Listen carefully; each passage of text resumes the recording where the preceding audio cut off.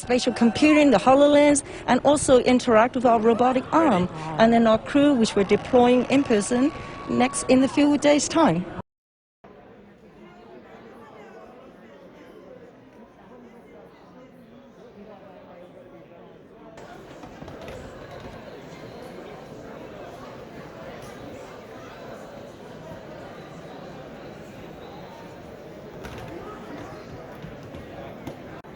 People are like, wait, how do I do this?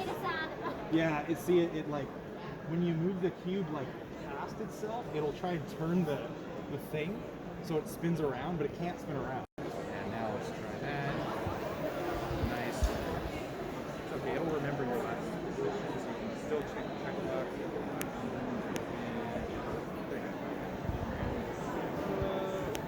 Maybe a bit weird. Nice. See,